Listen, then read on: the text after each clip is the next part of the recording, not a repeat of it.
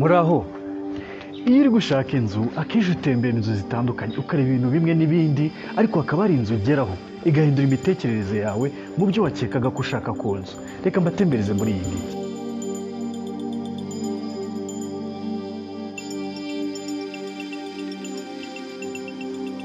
Uyu munsi duherereye Kimironko aho nje kubereka iyi nzu nziza iri inyuma yanjye.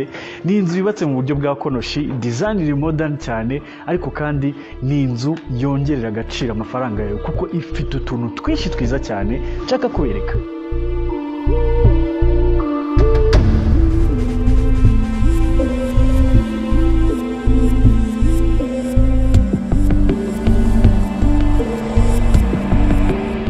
Duhereye hano imbere ubona ko iyi nzu ifite design zitandukanye n'inzu nyinshi cyane twagiye tubona. Ndebera nk'iyi fasade ifite ibintu byinshi byiza twareba. Kaduhere kuri uru ruhande. Aha niho dufite ibaraza rya chambre principale. Ndebera nk'iyi kombinezo y'aya mavaze, urebe kariya gakuta, urebe utudecoration duhari dutandukanye, ndetse n'uburyo hubatseho ubwaho aka gakuta, udutara, ni ibintu byiza. Nuza no ku rupangu rw'ubwabyo urasanga rwose bihuje kandi bisa neza. Twegera imbere gatoya dusubiye inyuma tugere kuri uyu mwanya wo hagati, amakoro meza hano, amavaze, irangi ry'umweru na kariya kantu ko hejuru bitanga ishusho itandukanye. Ndetse twanakomeza aho twinjirira tujya muri salon, urabona ko uyu mwanya ukuye mu muryango slidinga ukabona utu tuntu twa decoration, dufitemo n'amatara munsi, andi mavaze y'inyongera. Ibi bintu byose bigenda bihana. Kuri uru ruhande narwo andi mavaze, utu opportunity ko gushyiraho plantation. Ngira ngo impamvu harimo indabo nyinshi cyane nuko nkuko mwabibonye na jardin nini dufite, ariko ibi byose bikontribuye cyangwa se bigafasha mu gutuma iyi nzu isa neza. Nangaha ariho hanyuma murabona ko rwose fasade y'inzu iteye amabengeza. Si ibyo gusa kandi kuko ni inzu ifite parking ndende. Murabona ko aha rwose hajyamo imodoka enye mu buryo bworoheje. Ari ngewe parikingi nayigarukira nangaha, imodoka ebyiri zigaparika hano hose nkahatera ibyatsi, nkahatera jardin ku buryo inzu ibisa neza igaragiwe. Ariko nuko bisa harimo amapave ntacyo bitwaye. Ibi bipangu nabyo murabona ko design atari kwa kundi wubaka ibintu ngo uterere iyo, kuko urabona ucishije hano amaso harasa neza. Duhindukiye tugacisha amaso hano hose harasa neza. Ibi ntabwo babikoze hanze gusa, reka tugeremo imbere ho noneho hararenze.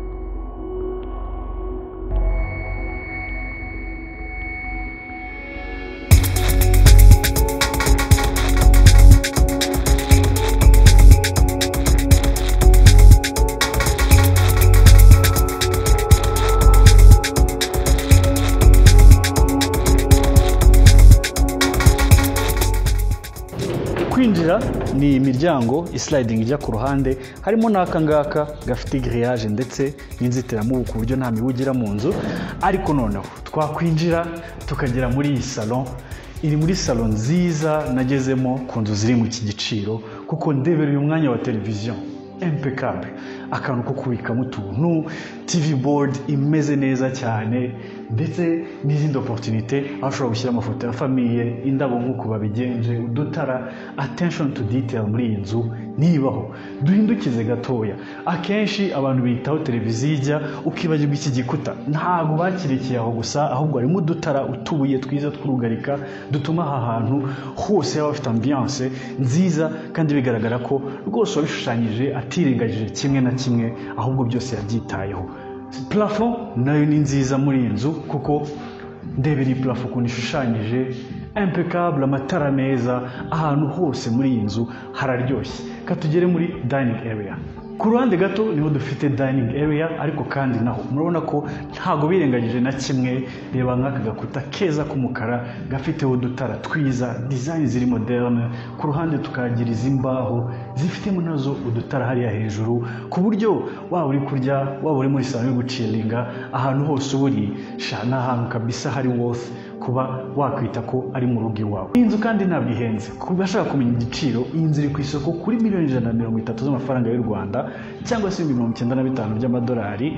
Ukaba wayigurira uyu munsi reka tukikomereza. Design yayo ifite igikoni kiri semi open, ntabwo ari igikoni kinini ariko kirahagije kuko nkuko mubona uyu mwanya ni wo wose, utubati turagenda tukagera hariya hejuru ahantu ntanagera, ariko dufite umwanya wa frigo, umwanya w'ishyiga ndetse n'umwanya wo kogerezamo ibintu bitandukanye kuri ruhande, ndetse ifite fosette iziri moderne. Utubati two ni twinshi, hari na wine cellar aho washyira amacupa yawe ya wine, nubwo ntazi ukuntu nahagera ariko byose birahari. Urabona ko rwose iki gice cyose kirimo imyanya isangiwe, urabona ko gikoze neza cyane. Ese ibyumba byayo biteye bite? Reka mbereke. Uru ruhande nirwo dusangaho ibyumba ni bitatu na toilette ebyiri. Reka mbereke icya mbere. Kikaba ari iki ngiki, ni icyumba kinini kandi gihagije kuko urebye umwanya w'igitanda uri hano ukanareba distance uko icyumba gisa nk'igifite metero 3 n'igice kuri enye, aha hose naho wakoresha.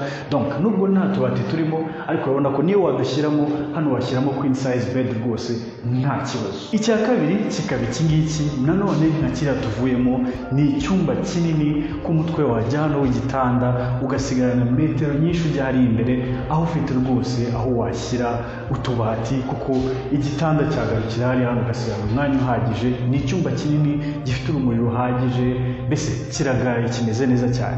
Ibi byumba byombi bisangira dushe, reka nibereke. Ikaba ari iyi ngiyi, ni dushe itari nini cyane ariko nanone ihagije ndetse inakoze neza. Dufite uyu mwanya wo kogeramo, murabona ko amakaro arimo aratandukanye, n'amakaro meza afite accent rwose iryoshye. Toilette kuri ruhande ndetse na vanity kuri ruhande. Tanza amakaro ni iyi ngiyi ndetse n'iy'umweru bijyanye neza cyane. Iyi akaba ariyo dushe isangiwe na biriya byumba bibiri. Chambre principale manage ikaba ari iyi ngiyi, ni icyumba gifite utudetaye n'akadetaye. Aha duhereye ni ku mutwe w'igitanda, urabona ko harahagaye. Queen size bed, king size bed byahakwira nta kibazo. Udutara twiza ku mutwe w'igitanda ndetse n'akantu k'akabati wakoraho utuntu dutandukanye. Donc ushobora kwashyira imashini, ushobora kugira utu activity wakorera ukiri mu cyumba, ukiri ku gitanda. Imbere yaho tukahasanga aka gakuta ka televiziyo, urabona ko nako gakoze neza, ntabwo ari akantu birengagije, karakeye ndetse kandi gakomplementinga kalite y'iki cyumba. Ndetse kuri ruhande aho abandi bagakwiye gushyiramo garderobe gusa bikarangiriraho, barangije bagukorera aka kantu keza. This is picture perfect. Aka kantu kararyoshye ku badamu bakunda makeup, abantu bakunda ahantu heza ho kwitegurira. Ndebera kano kantu ukuntu gakeye, miruwari nziza zizengurutse, aka ka backsplash keza cyane, ndetse n'umwanya ushobora gushyiramo agapufu kugira ngo kave mu nzira ukaba wakicaraho uri gukora makeup. Murabona ko rwose iki cyumba gifite byose ukeneye. Reka mbereke dushe yayo. Dushe nayo ni nziza, ijya kumera nk'iyo twabonye mu kanya ariko isumbuyeho gato mu bunini. Dufite umwanya wo kogeramo hano ndetse ufungika, iracyari nshyashya aho twatahanagura, ariko ufungika. Tukagira umwanya wa vanity kuri ruhande mwiza ufite design zajya muri ya nzu yo ku Kibuye, ndetse na toilette kuri ruhande. Iyi nzu kandi nanone ifite ibaraza, reka mbereke access yaryo.